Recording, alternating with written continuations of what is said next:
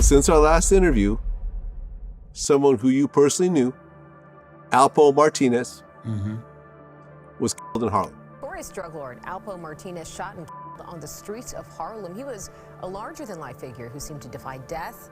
Fox 5's Lisa Evers goes over who he was and why he might have had a long list of enemies. You live by the sword, you know, as they say, you die by the sword. Those are the rules of the streets that people live by, and apparently the very rule that Alberto Alpo Martinez died by.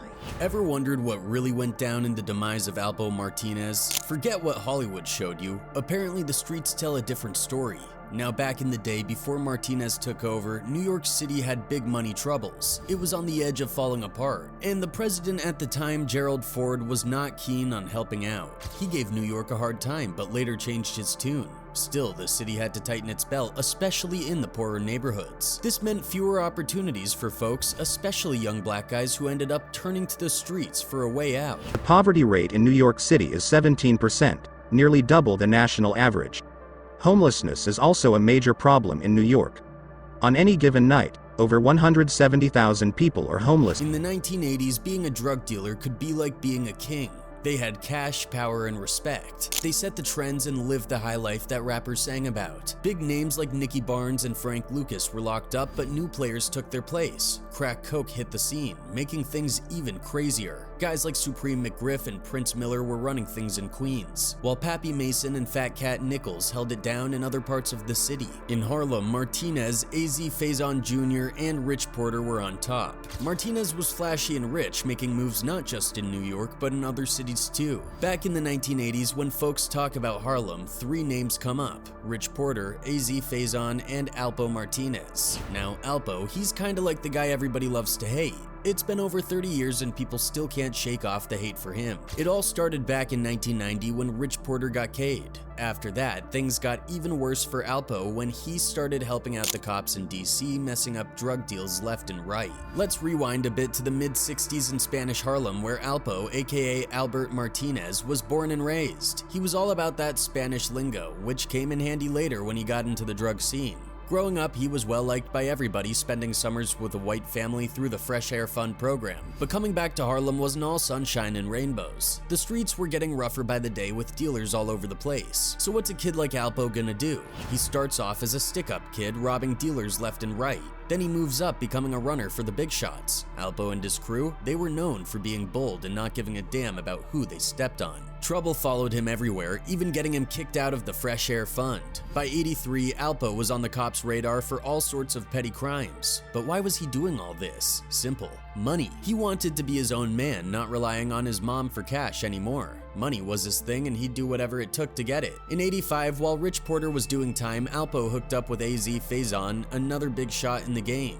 AZ wasn't sure about Alpo at first, but a good word from Rich changed his mind. Alpo credits AZ for his success, saying AZ gave him the chances he needed to prove himself. Soon, Alpo's reputation grew, and he became AZ's go-to guy for taking care of business. Whether it was roughing up some punk who disrespected the crew or tossing a thief out a window, Alpo got the job done, and that's how he earned AZ's trust. Alpo was no ordinary guy. He dabbled in things that most people wouldn't even dream of. You see, he had a little side hustle going on, handling large amounts of a certain white substance that was in high demand on the streets. Rumor had it that Alpo was the go-to guy when it came to getting your hands on this stuff. He had connections, he had street smarts, and most importantly, he had guts. But with great power comes great risk, and Alpo knew that better than anyone. Here's where it gets juicy. One day while Alpo was minding his own business, some stick-up kids decided to pay him a visit. They wanted a piece of the action and they weren't taking no for an answer. But Alpo wasn't about to let anyone mess with his turf, so he did what any self-respecting street hustler would do: he fought back. After a fierce showdown, Alpo emerged victorious, but he knew that he couldn't stay in the same spot for long. The streets were getting too hot and he needed to lay low for a while, so he packed up his stash and moved to a new spot on 135th Street. But trouble seemed to follow him wherever he went. Before long, rival gangs were knocking on his door, looking to muscle in on his own territory. Here's where it gets real. Alpo wasn't about to back down without a fight. He rallied his crew and made a stand, defending his turf with everything he had. and when the dust settled, he emerged victorious once again. But victory came at a price. Alpo knew that he couldn't keep living on the edge forever. He needed a plan, a way to secure his future and protect his empire. Alpo had a vision of dominating the streets and becoming the kingpin of Harlem, and he was about to do whatever it took to make that vision a reality.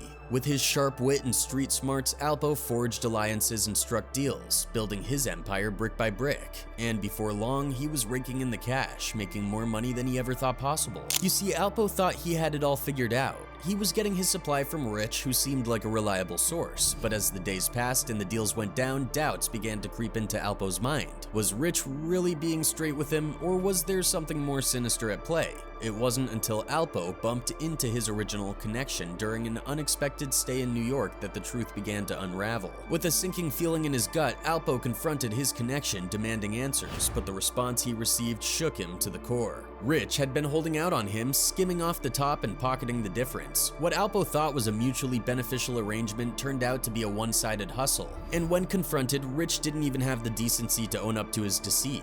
Fueled by a mix of anger and betrayal, Alpo made a decision that would change everything.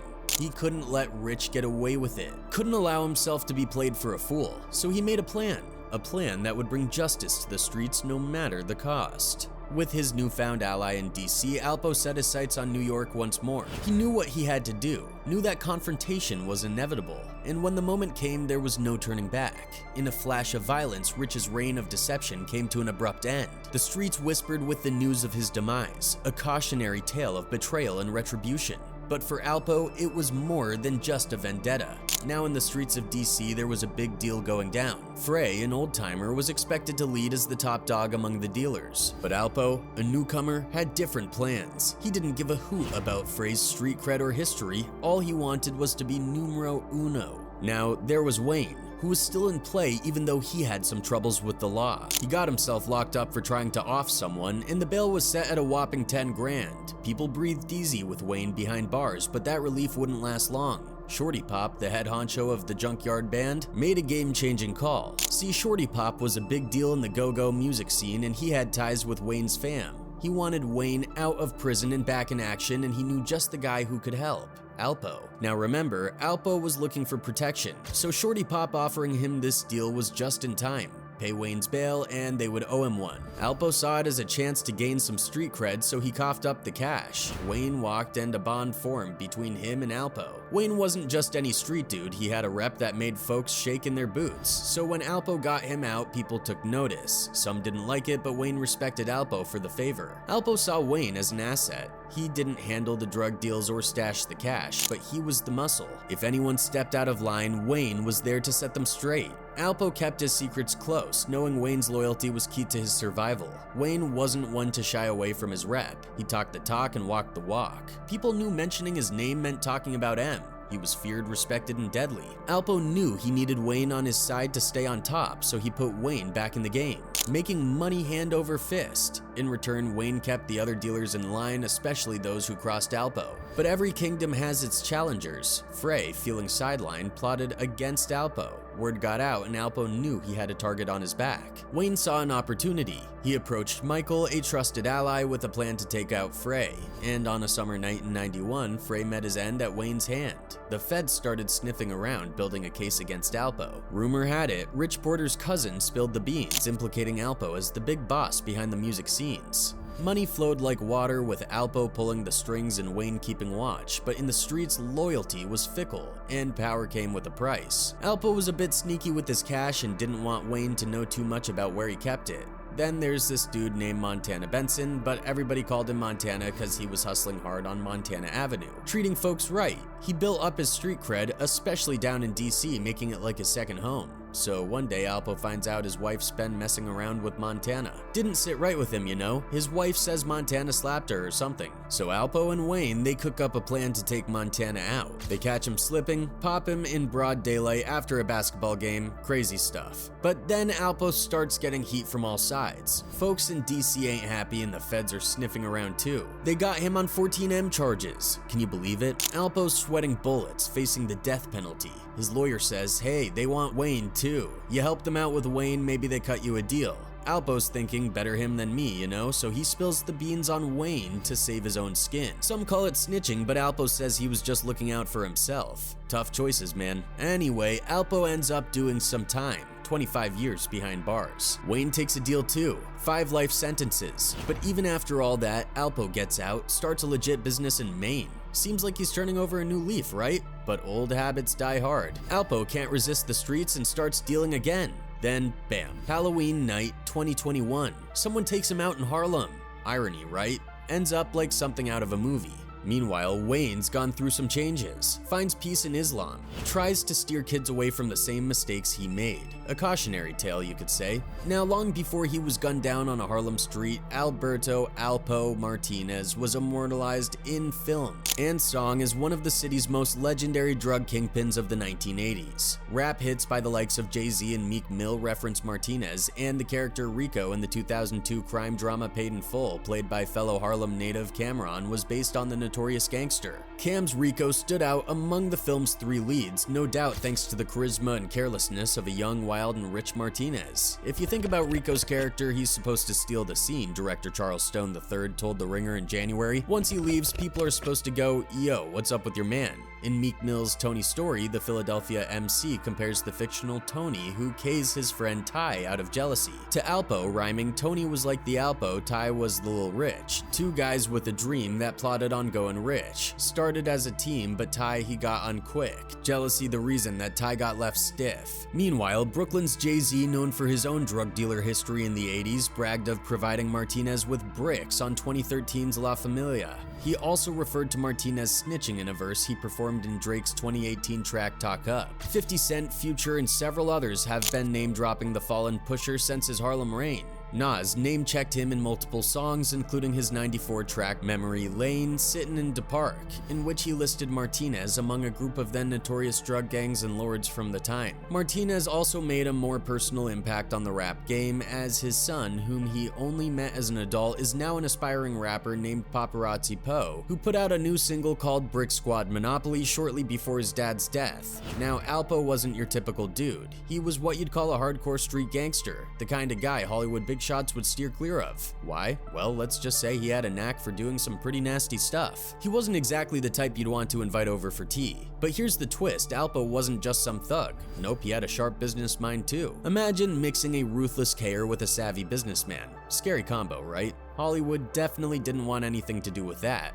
And Alpo, he wasn't about to cozy up to any Hollywood hotshots either. He was a gangster through and through, and he wasn't about to change for anyone. So yeah, you could say he was a bit of a problem child in Tinseltown's eyes. But hold up, things start to get really interesting towards the end of Alpo's life. Rumor has it, he started dipping his toes into Hollywood's pool. Can you believe it? The ultimate street thug rubbing elbows with movie moguls? Word on the street is Alpo was cooking up something big. He wanted to tell his own story his own way. And who did he team up with? None other than Mary J. Blige, the queen of R&B herself. Talk about an unexpected partnership. So what was Alpo up to exactly? Well, it seems like he wanted to set the record straight. He was tired of other people telling his story without his saying so. And who better to help him than Mary J. and her connections in Hollywood? But wait, there's more. Alpo wasn't just aiming for any old movie deal. Nope, he had his sights set on Lionsgate Productions, a big-time entertainment company. And get this, Lionsgate was planning to open a movie studio in Yonkers in 2022, and the project was set to be shot there starting in 2023. When you consider that Lionsgate also owns the Starz Network, home to Power Book 2, and the new location is also Mary's hometown, the yarn doesn't seem so far-fetched. And guess what? Rumor has it Alpo and this stylist named Misa Hilton Brim were more than just friends. The influencer, who shares a child with Sean Diddy Combs, allegedly paired up Martinez with her longtime good friend Mary J. Blige, and it was the family affair songstress who plugged him with some of her contacts in Hollywood. But as they say, all good things must come to an end. Alpo's reign of terror eventually caught up with him, and he found himself staring down the barrel of a gun. Betrayed by those he trusted most, Alpo's empire crumbled around him.